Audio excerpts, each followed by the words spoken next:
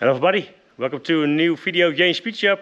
Today we are back at Henk Grote. Normally it was on there, but it's not over there anymore. But it's still the same company where we all did a lot of reviews and test drives. So this is a S124 from the W124 model range, 1991 station wagon, 250 TD.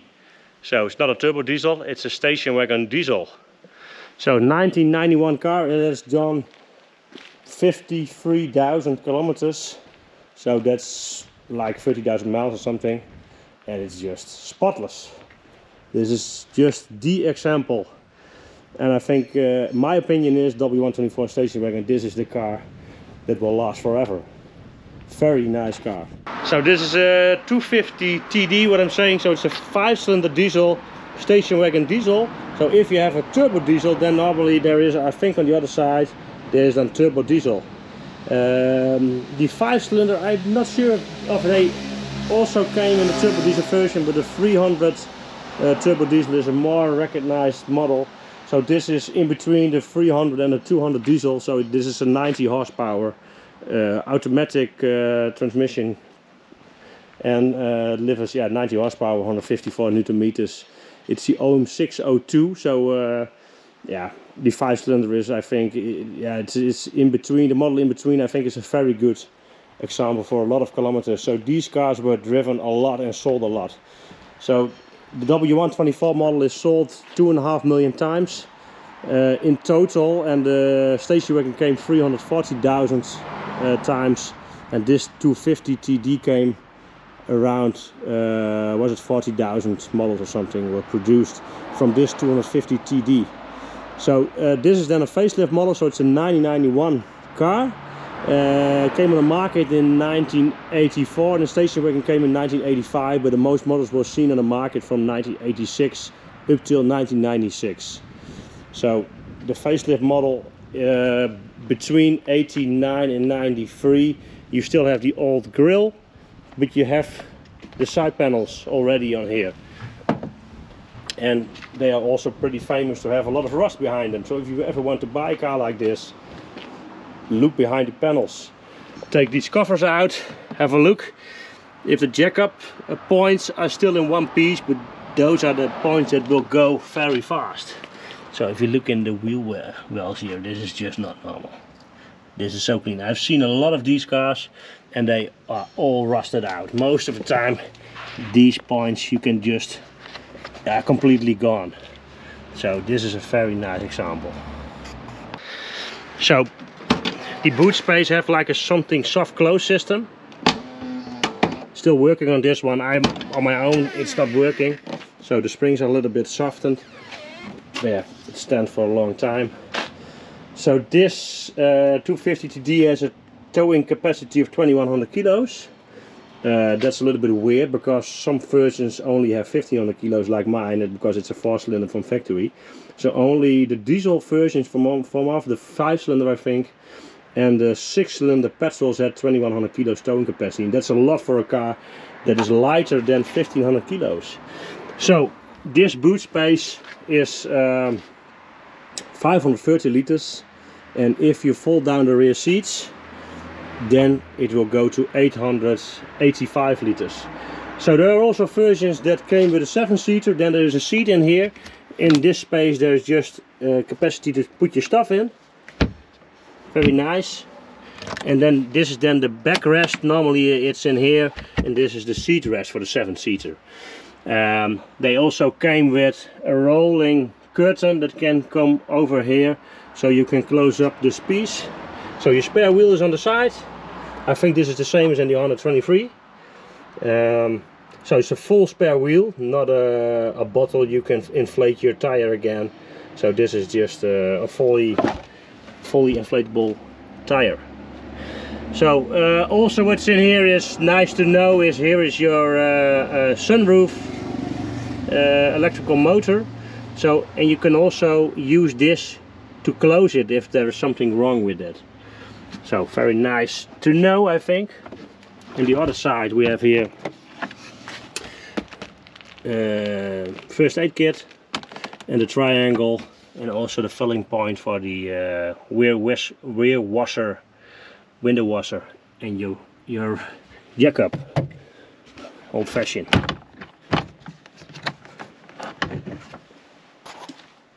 Also a nice feature to know is that your fuel tank is over here.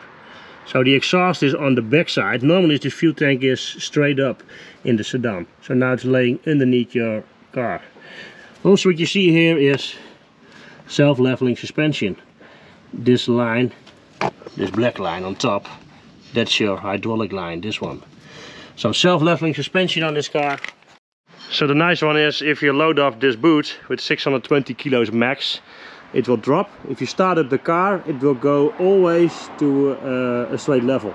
All the station wagons have it in the hydraulic system that's in this car. It started in the W123 in the station wagons. It was a system that's used from Citroën and it started in the W116. And it's also used in the W210 that came after it. And after that, like in the 211, it was air suspension.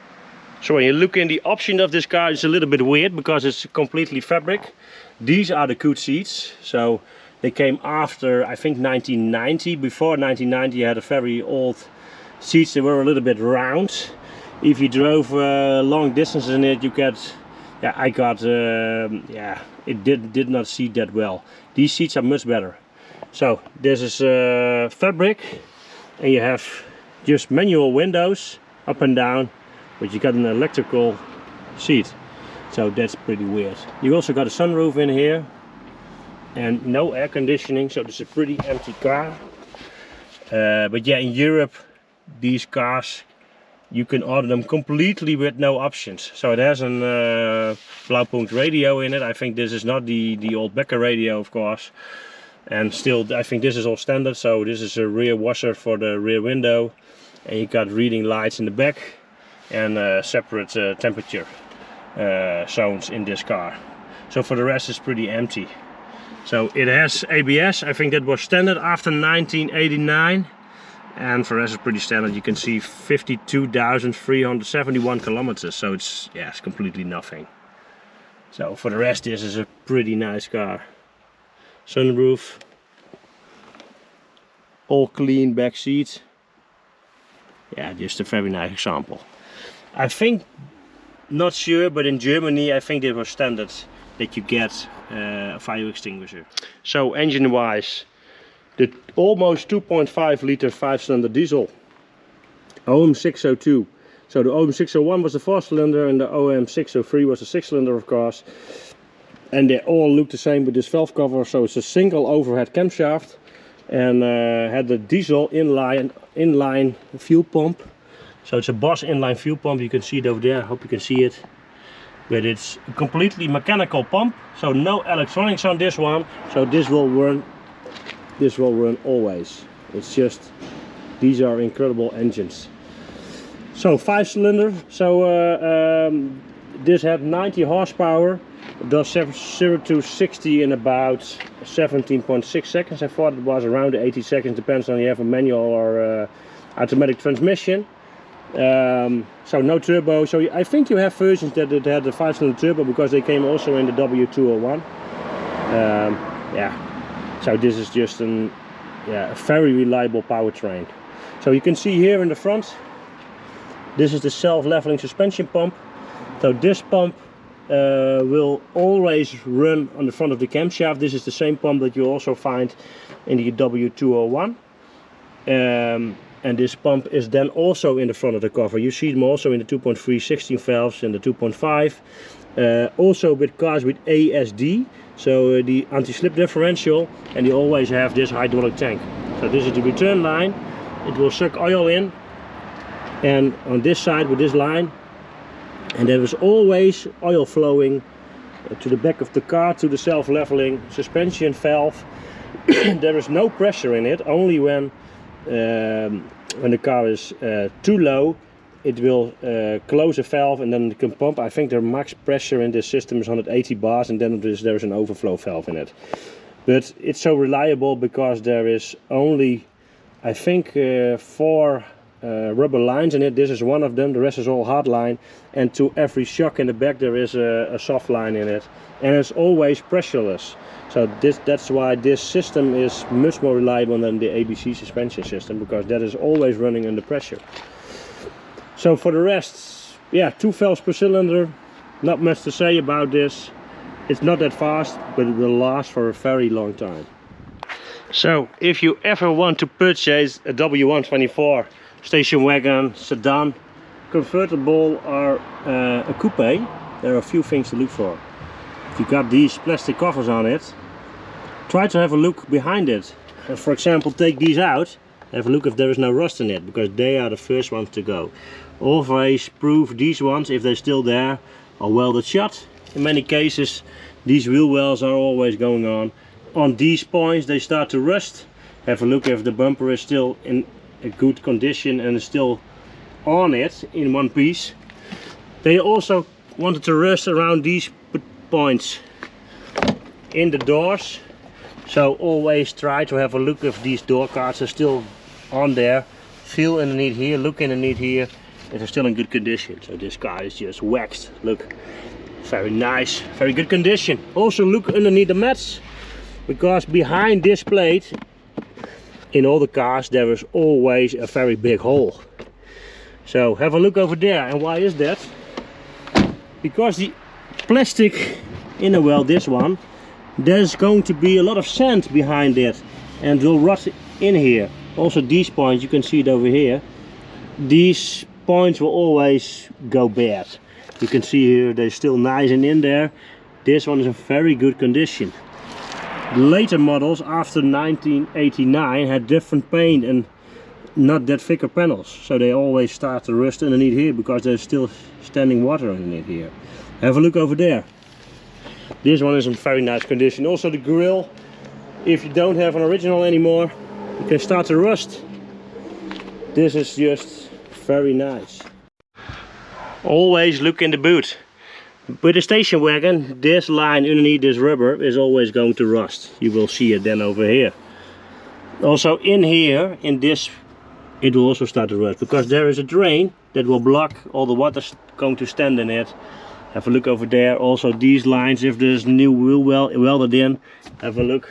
And the same on the other side. If you look in the engine bay, the spots to look for is underneath these reservoirs. Underneath there, they always start to rust. A lot of sand is going to be in here. Always have a look. Also in here, that's nice and clean like this. This is just incredible. Never seen one that's so clean as this. Always in here, there can be holes in here, completely rusted. This is all in very good condition. Nice. Have a look if all the rubbers are still in there. Underneath the battery. So all the water drains, check them. And for the rest, like chassis wise, these cars are pretty good, but you don't want them to rust through. So this is an example how it should look, but yeah, this one has only done 50,000 kilometers.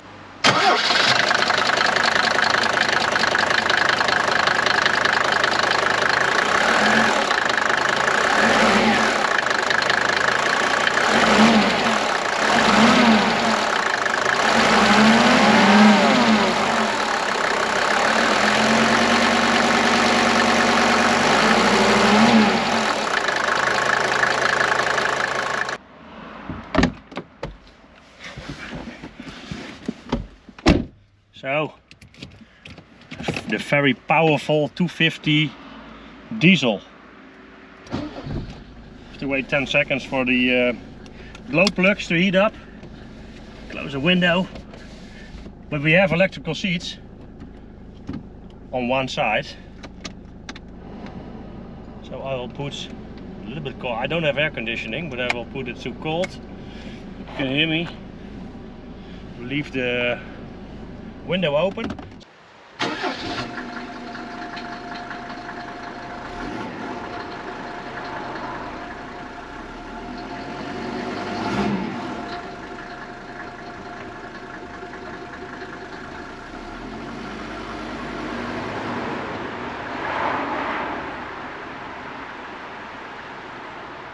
So it's automatic transmission, 722 free, 4-speed transmission. Nothing special, but cars that are nothing special are also very nice to drive. Because everybody can buy this particular car. This is then a version that is very nice, of course. So you also have on this transmission not a W and an S switch. So I will close this one, because otherwise I get some wind vibrations. This is better for the sound, I think. So you don't have a W or an S switch. You don't have it on this car. I don't think it's diesel particular, not sure about that. The end gear ratio is 1:1 in this particular version, in this 4-speed. So if you have the later version 722.6, you have a 1:1 in 4th gear, same, and then 0.83 in 5th. So this is the 4th gear, so higher speeds, it makes a little bit more RPMs. So I think this options in this car is pretty weird. So it's like an MG version with electrical seats and a sliding roof. That's it. So 250 turbo diesel, or it's not a turbo diesel, 250 diesel station wagon. These particular cars came also in a 200, so it's an OM601. This is then 2 valves per cylinder. So yeah, pretty simple design, no turbo. Compression ratio, I think it was 1:22, pretty high. The average fuel consumption of these cars was around between 7 and 8 liters on 100 kilometers, so it's not very low. But if you have an 190 diesel, the early versions like a 2-liter OM601, they would do like 6.5 liters on 100 kilometers. But yeah, they are really reliable. So these engines you can drive forever. The only thing you need to do is every year new fuel filter, new oil filter. That's the only thing you have to do in this. You can burn everything in this. So they they run on every kind of oil, they run on it. So here in the Netherlands, these particular cars were pretty popular because there was a period when they were older than 25 years, they were road tax free. And yeah, in the Netherlands the road tax is owning a car is pretty expensive. It's just, yeah, if you, for example, a diesel is pretty expensive. So this car is from 1991, you still pay the full road tax on this particular car. And just for example, these particular models, depends on options, weigh between 1440 kilos and 1480 kilos. You pay easy 120 to 150 euros a month for a car like this. And that's just mental, just to have it on your driveway and you did not drive a single kilometer. So what I think about the 98 till 93, you got the slight facelift model, so I think the bumpers did not change a lot. You got the side panels on these particular cars, they changed. So you got plastic panels on the side. And then from 1993, you got also a different hood and different bumpers, and the engine changed, because then this OM602 was changed to an OM605, and then it was a multi-valve, so you got 4 valves per cylinder diesel. Still, you also have a version without a turbo. So like the turbo version, the OM602, so like in this version had 90 horsepower. If you had a turbo, you had 122 horsepower. And later on, what also is pretty interesting to know is that this particular OM602 was also delivered in a 2.9 liter, and that was used up till 1999, I think. But it was used in W210. You can had it then. It was a 290 TD, I think, in a W210, and then there was a different cylinder head. You had so this engine is pre-chamber injection, and the 2.9 liter was direct injection. So a direct injected engine has a little bit more noisier diesel running sounds. So, and the 2.9 was also in the W10, like I said, also in the Xiangyong versions. So that's like versions that were built on the ML chassis, I think, the M116 and then you had the Mercedes T1 version, the Transporter with the big fans, like the 309, 308, that sort of versions were also built with the OM602, and that was a 2.9 liter that had like 100 horsepower, normal aspirated. And those versions did not have the inline diesel pump. They had like rotational pump, so it was a little bit different. So this is in no case a monster. This is really to run distances. You can easily run this car all the time 150 kilometers an hour is no problem. It will also do that. I think top speed, what they say on paper, is 165 kilometers, but it's no problem for this car to run up to that kind of speeds for long distances. It makes no, because these engines are really underpowered, and yeah, if you step on it, it's just slow. So imagine you have a 200 diesel, it's pretty slow. Yeah, it's for me. Of course, there are people going to comment, yeah, the W123 is the best car there is. I don't think so. I think the W124 is better because the interior is better. Because the seating position, also the earlier versions were before 1989, they had like a more rounder seat, and there was more like a little bit like the same as the W124. You get you cannot sit longer than 200 kilometers. Me personally, that I had to go out of the car. These seats are in these cars, and after 1993 are much better. So yeah, for me this is a much better car. And all these particular cars have rust problems. After 1989, so these versions had the plate material, like the wheel wells and that sort of stuff, were not as thick as before, and the paint changed from thinner paint to water-based paint, and that was yeah, I think that really damaged it. So there's still a kick down. Have a look how much RPMs this engine still does. So with 4,500 RPMs it will shift. So it can still make yeah, nice RPMs. And this is really, yeah, it's so. The best of these particular cars is that they're just simple. There's no electronics involved in it. If you shut the engine down, it's not electronically, it's with vacuum. So the pump is pressed close with the vacuum. So if you ever have a vacuum leak and you turn the key off, you step out of the car and the engine is still running, there is a hand button on the engine, you can shut it down. So it should do 0 to 100 in 17 seconds. We will see if we will get to that speed. So it's just in D. So let's have a go.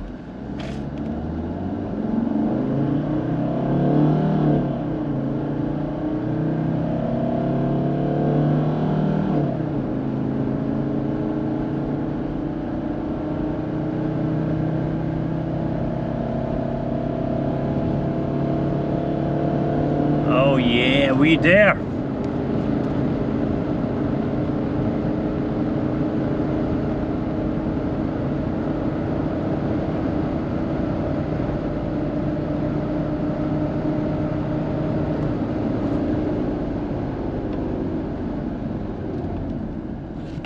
So braking in this car is very good. I know from my own W124 that yeah, they brake faster than they accelerate. So W124, if you want to buy it, the biggest thing to look for in these cars is rust. So like I mentioned, around the points where you can jack up the car, those are the most known points. If you're buying a facelift model, then you should also look behind the plastic covers, always look in the wheel well. Also a very known point is the front 2 points where the rear subframe is mounted. There are 2 bolts in it. They can rot out and you have to repair them. There are all kinds of stuff for it to repair these cars. For the rest, the best thing, what I think, is to choose a W124 over 190 is that the ride quality is much better, because 190 is really a small car and W124 is just much bigger and is simpler than a W126. And I think suspension wise this car is also better than a W126, because this is a multi-link suspension system and it drives much better than W126. That's just my opinion, of course, but yeah, I really love these cars. I think the station wagon is the nicest one that's been built, because it's multifunctional. You have them in a 7-seater. I think the lines of a station wagon is very nice. What also is nice to mention is that how good the W124 is when it was developed in the early 80s. So it's a Bruno Sacco design. So that means that it's an Italian designer that also designed the W126, the coupe, and so the SAC version and the S-Class, but also the 190. It also did the W140, but the drag coefficient of a sedan version is 0.29. To give you an example, is that the new Porsche 992 has the same drag coefficient as this car has in the sedan version. So it's really good. So the design and the looks of the car is really timeless, I think. So, and there's still a lot of stuff to get for these particular cars.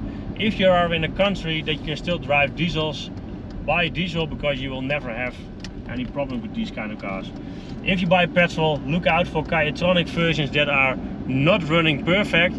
I had in the past a W201 with a carburetor version. These are much easier, in my opinion, than a Kyotronic version. Kyotronic version, you have to look out for ethanol fuels, for all the rubber pieces in those systems. So if those cars are not running correct, you can better look for another one, because they are not that easy to fix, the Kyotronic versions, because there's not a lot of knowledge anymore over these special systems, and it's pretty expensive to repair.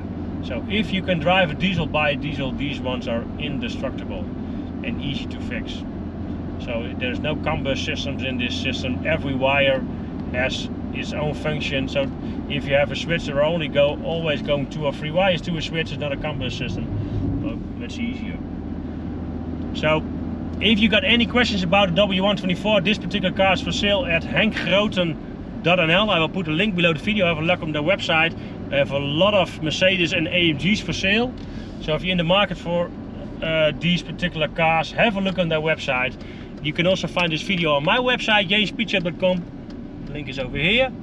And if you got any questions about W124, let me know, and I will try to answer them. And yeah, I'm going to enjoy this slow and smooth drive. So see you for the next one.